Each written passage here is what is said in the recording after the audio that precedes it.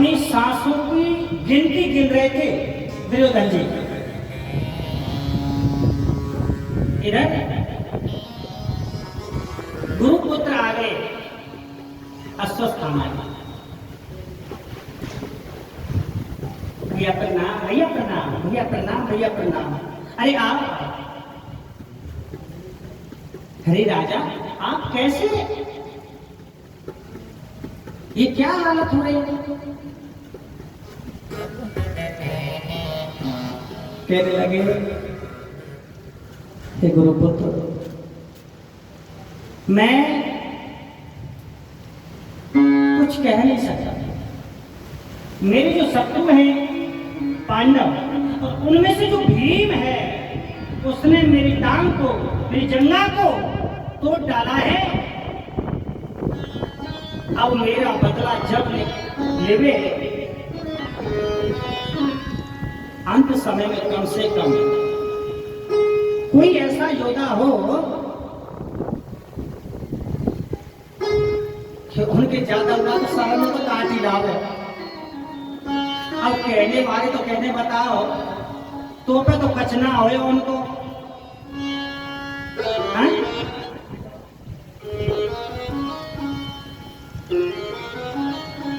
अरे जा पे कृपा उस गिरधारी की है, उसका कोई क्या बिगाड़ सकता है? उनके साथ तो वो मुरली वाला था ना, उनका कौन क्या बिगाड़ेगा? फिर भी इनमें गुरुपुत्र ने और संकल्प ले लिया। हालांकि गुरुपुत्र तो पांडवों का भी था ये, पर प्रेम थोड़ा सा इनसे ज्यादा करता था। और एक बात और भी बताऊंगा, ये कलयुग है और कलयुग का प्रथम चरण है देवियों। और गांव गांव नहीं, कहीं चले जाओ कि पहले जैसे तो ब्राह्मण रहे ही ना, पहले जैसे तो ये नहीं है। क्यों? काफी जगह आपने देखा कि फलान जगह ब्राह्मण का अपमान हो गया, फलान जगह ये हो गया। वो क्यों? इसमें भी कारण है। ब्राह्मणों को श्राप लगा हुआ है। ये श्राप को में भी ब्राह्मण रोक दी नहीं कि जिस समय इनका वस्त्र खिंच रहा था, पांचों पांडव तो बेचारे हो तो भाई हारे हुए थे बेचारे, वो तो कुछ कर ही नहीं सकते। तो यहां भीष्म पिता इत्यादि सब लोग बैठे और गुरु द्रोणाचार्य जैसा विद्वान वहां बैठा हो, कृपाचार्य जैसा बैठा हो। अरे एक शब्द वो बोल दें, ताकत नहीं कि ऐसा कुछ कर दे, परंतु उन्होंने कहा कि ऐसे ऐसे विद्वान होते हुए भी और इस सभा में जरा सा शब्द कोई नहीं बोल पा रहा। जाओ ब्राह्मणों, जैसे आज मेरी लाज जा रही है, कल में जैसे तुम्हारी भी लाज जाए। द्रौपदी का श्राप आज वो चल रहा है। तो बड़े प्रेम से, बड़े भाव से इनने संकल्प लिया। वो चला बिचारा, धीरे धीरे धीरे धीरे समय बीता और ये जंगल में अपना अपना अपना अपना कहते ना, ये वनवास काट रहे थे। और द्रौपदी के 5 पुत्र थे और पहरेदार मेरा मुरली मनोहर था वहां, और सब टांग पसार पसार के सो गए। कुछ रात्रि होते ही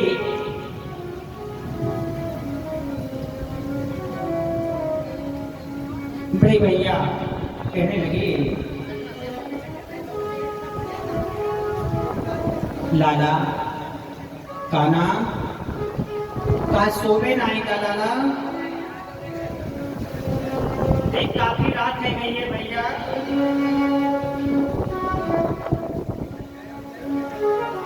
कन्हैया कहने लगे कि आप सो जाओ, कोई बात नहीं है, मुझे नींद नहीं आ रही, आराम से सो गए। कुछ समय बाद इनका सखा अर्जुन जगा और अर्जुन ने कहा, हे केशव,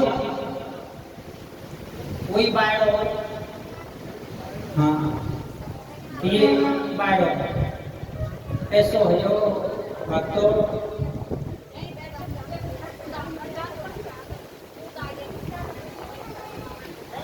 खाटू श्याम को सबने सुनो, खाटू श्याम वहाँ एक छोटो खाटू बड़ो खाटू है, गांव में तो नहीं, छोटा खाटू बड़ा खाटू है ना। तो छोटे खाटू में भागवत है रही, पांडाल बहुत विशाल, हमारी भाषा है तो वो समझने पर उनकी जो भाषा आपस में बात कर रहे हैं ना, हमारे कोई पल्ले ना पड़े, चाहे हमें गाड़ी दे दे सही, हम ना ये कहा कह रहे हम तो कह रहे हो। छोटे छोटे बच्चा तो टावर के हैं, कन्या ते छोटी ते टींगली के हैं। बाप रे बाप, ये का सुधार, पहले तो हम सोच के पागल है गए और ऐसे ही झटकड़ आए और इसी प्रकार से पांडाल भरा हुआ था। और जब वहां पे बूढ़े बड़े से कहने लगे, महाराज जी, गुरु जी, बाड़ो आगो, बाड़ो आगो। नहीं भैया, अरे तुमसे बढ़ोत हो रही है, बाड़ो मारो थप्पड़, मैं ऐसा करो थप्पड़ मारो बावड़े में। फिर कहने लगा, ना ना गुरु जी, बाड़ो आगो, बाड़ो। बाड़ो कहा आई, कहा आप थे, अब इधर पूछी मैंने, भैया कहा कह रहे, देखो बावड़ो बावड़ो कह रहे, ऐसा कह दिया कोई ज्यादा शक्तिशाली हो कि गांव पे ना रुक रहा, ऐसे बड़ा बावड़ो है, जान वहां से रोके ना आए, गांव शांत रह जाए ऐसे की वजह से, परंतु गलत है, पतन का कारण बन जाते हैं ऐसे लोग। माँ बाप की तरह का गांव वाले तक नहीं मानते तो उनको मानना चाहिए। तो मेरी भैया इसको मारो, थप्पड़ से मारो। अरे ये ना सुनने में तो ब्रजवासी भाड़ में छानते और निकल के बकरी और भेड़ निकल साइड में है और ऐसो आयो तूफान और गम देसी ना हमारे ऊपर गिर गए। रेती ना जंगल तो है ही वहां। अब हमारे बेदरिया जी है, इनके साथ में थोड़ी सी समय ज्यादा तो नहीं, थोड़ी लगी। जब आए 2 दिन बूढ़े बड़े बाबा के, गुरु जी हमें कहीं नहीं थे, बाढ़ आएगा भैया, जो कह देते तूफान आएगा, जब समझ जाते हम तो, तुम तो बाढ़ कह रहे, कच कच भाषा को फर्क है और कोई बात ना है। सही बता रहा हूँ, राजस्थान की कुछ भाषा कुछ अलग होए। हाँ, अब हमारे यहाँ तो समझी समझन कह रहे, वहां तो पता क्या है, ब्याई जी तो समझते कहते और ब्यान जी समझन कहते। हमारे यहाँ की तो हंसे देख देख पर कोई जितना भाषा है। गुरु गोविंद भगवान की। आज कन्हैया ने अर्जुन से साफ बोल रही कि मुझे नींद नहीं आ रही है और आप सो रहे हो। कि हाँ महाराज, हे केशव, आराम कर ले, काफी रात हो गई। कि सुनो, अब ये जगह नहीं हमारे लिए सोने के लिए, विश्राम करने के लिए, ये स्थान सही नहीं है, चलो दूसरे स्थान चलते हैं। अब ये तो आप जानते ही हो कि कन्हैया पांडवन ने वहां से उठा के ले गए, का द्रौपदी और उसके 5 पुत्रन को क्यों नहीं ले गया? जगह तो उनने भी सके हो, पर सब लीला धरती तो लीला ही। जब ऐसा ना करावे तो महाभारत कैसे हो पावे पूरा? उन्हें छोड़ गए और वो दूसरे स्थान पर पहुंच गए। इधर अश्वस्थामा चले आए, उनने सोचा कि ये पांडव धड़ से गर्दन अलग कर दे और पोटली में बांध लिया और चला जा रहा है खुशी मनाता हुआ कि मैंने आज मेरे भाई दुर्योधन का बदला मैंने अकेले ने ले लिया। और भक्तों, जैसे ही पहुंचा,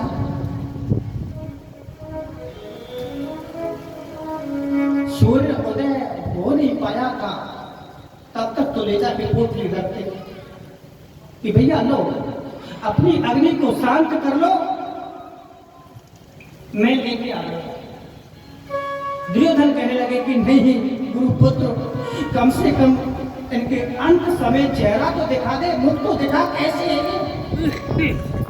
पोटली खोली, पांडव ने कि उनके 5 पुत्र थे द्रौपदी के, और कहने लगे भैया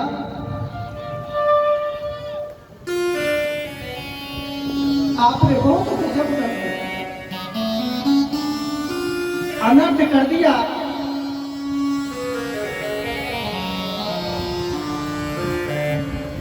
अरे राजन, मैंने क्या अनर्थ कर दिया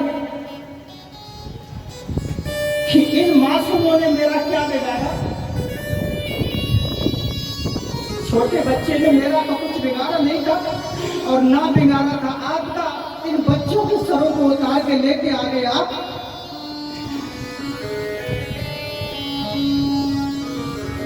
आपको सही बताऊं, कभी आप माफी लायक नहीं हो। इधर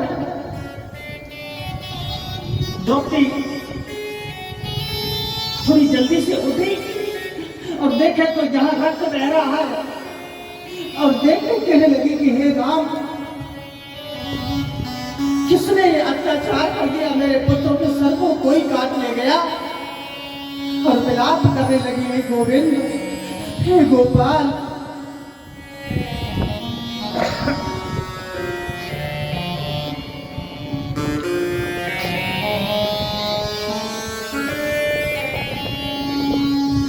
जैसे ही द्रौपदी के विलाप को सुना, 5 पांडव साथ में कृष्ण आ गया।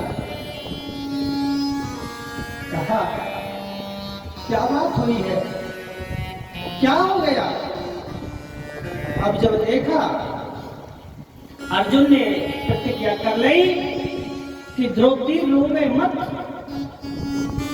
तुम्हारे पुत्रों के सर को काटने वाले को सूर्य अस्त से पहले, सूर्य को अस्त नहीं होने दूंगा, तो तुम्हारे कदमों में लाके डाल दूंगा। और चल पड़ा।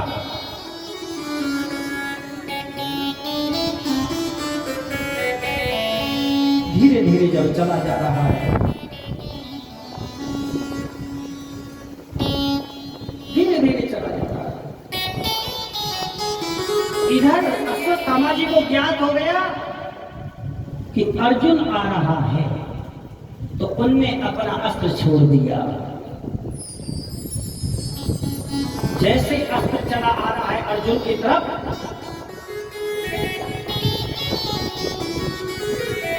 बस घबरा गया वो तो अर्जुन कि मुझे नहीं छोड़ेगा। हे गोविंद, हे गोपाल, हे प्रभु बचाओ।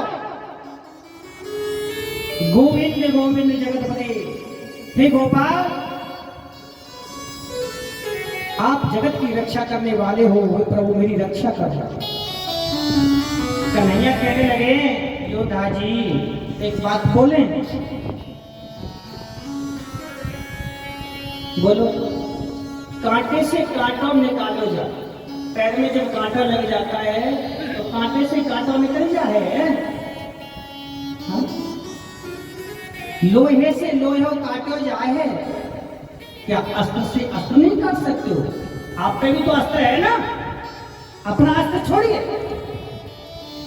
जैसे ही अपना अस्त्र छोड़ा, दोनों अस्त्र टकराए और लपक के अर्जुन ने दोनों को पकड़ लिया। तो आज अश्वत्थामा को जाके पकड़, जब अस्त्र पकड़ में आ गए तो उसको भी पकड़ लिया। और सभा में गुरुपुत्र खड़ा है, गुरुपुत्र खड़ा है। अर्जुन, नकुल, सहदेव और भीमसेन को ज्यादा गुस्सा आ रही है बेचारे। देखो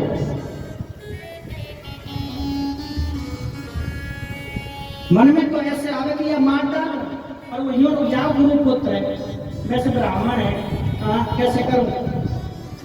अब कोई कुछ कहने लगा, कोई कुछ कहने लगा। फिर लगे भैया तुम, हम कुछ नहीं जानते, कन्हैया जो कहेगा वो करेंगे। कि माधव बोलो क्या करेगा? कि देख भैया मैं कुछ नहीं कर सकता, एक बात तो वैसे बोलूं, वो मर्जी तुम्हारी है। गुरु पुत्र पे कभी हाथ छोड़ा नहीं जाता, और बाल घाटी को, बच्चा मारने वाले बाल घाटी को कभी छोड़ा नहीं जाता। अब तुम जाने प्यारो काम जाने भैया, कन्हैया ने बीच में लटका दिया पांडवों को कि गुरु पुत्र पे कभी हाथ नहीं छोड़ा जाता, और बच्चा मारने वाले को कभी छोड़ा नहीं जाता। अब तुम जानो, थोड़ा सा दंड दिया, वो थोड़ा सा दंड दे दिया उसको। चलो इसका इतना ही दंड कर दो, ज्यादा मत करो, थोड़ा सा कर दो जो कुछ करना है। उसको दंड दिया और छोड़ दिया। और गुस्सा में तिलमिला गए अश्वत्थामा जी। युद्ध करते करते कोई भी ना रहे, पांचों पांडव ही रहेंगे, परंतु यो उत्तरा थी, ये गर्भवती थी कि पति तो चले गए बेचारे, क्या करे। तो मन में विचार आया कि आज पुत्रा के गर्भ को भी नष्ट कर देता हूं। अग्नि अस्त्र छोड़ा और कहने लगी, हे गोविंद, हे गोपाल, मेरी रक्षा करो, मेरी रक्षा करो। कि गोविंद माधव ये गोपाल रक्षा या गच्छे भगवान नारायणं हरि। हे प्रभु मेरी रक्षा करो। अब कन्हैया एक रूप से तो बाहर खड़े हैं और सूक्ष्म रूप बना के और गर्भ में जाके बच्चा की रक्षा करते हैं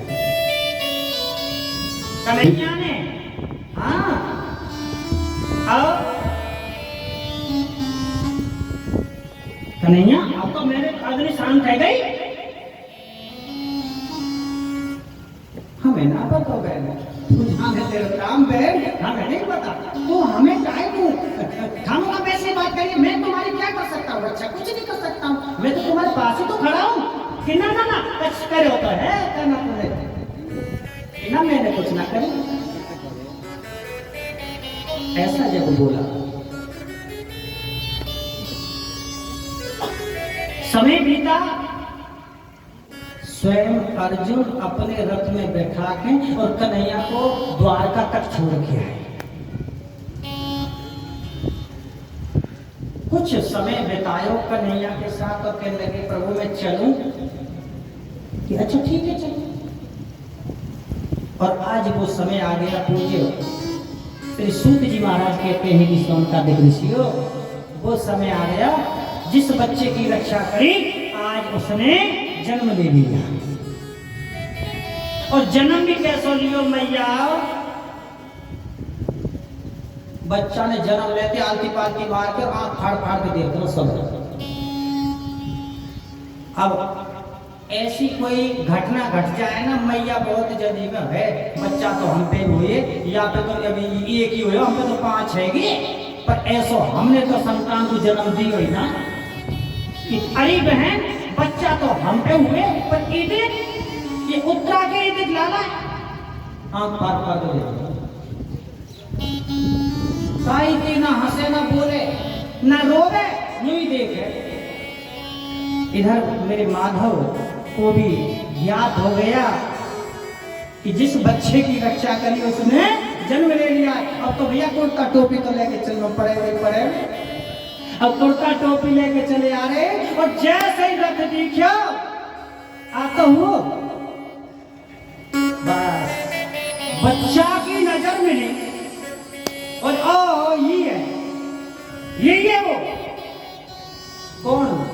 कौन है भैया? कन्हैया। अरे वो 4 हाथ मारो, जान मेरी गर्भ में रक्षा करी, ये वो ये वही ये देख रहे सब 2 हाथ वाले दिख रहे हैं, वो 4 हाथ वालों कहाँ जाने मेरी रक्षा करी। तो ये तो खिलखिला के हंस उठा वो बच्चा, उसको गोद में ले लिया। अब तो बुआ कुंती कहने लगी लाला कि बुआ तेने या बच्चा पे का कर दिया कि बुआ मैंने तो कुछ ना किया, मैं क्या करूं।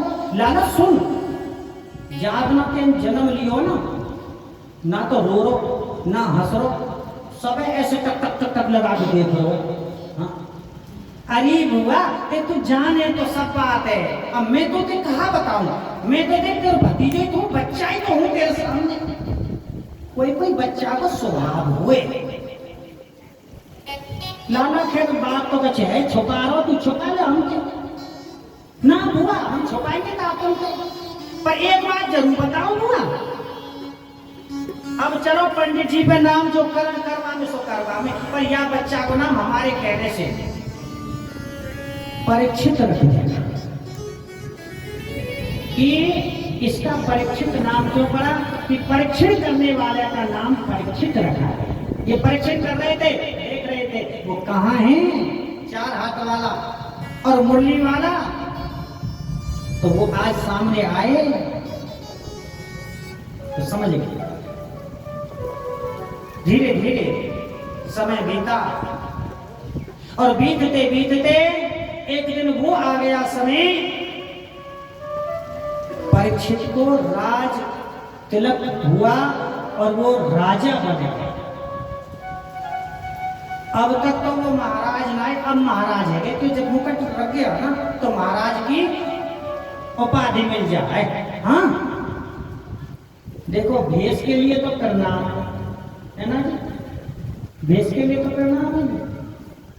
और जो देवता होगा ना असली, वो तो अपने ठौर पे ही भैया बुझेगा।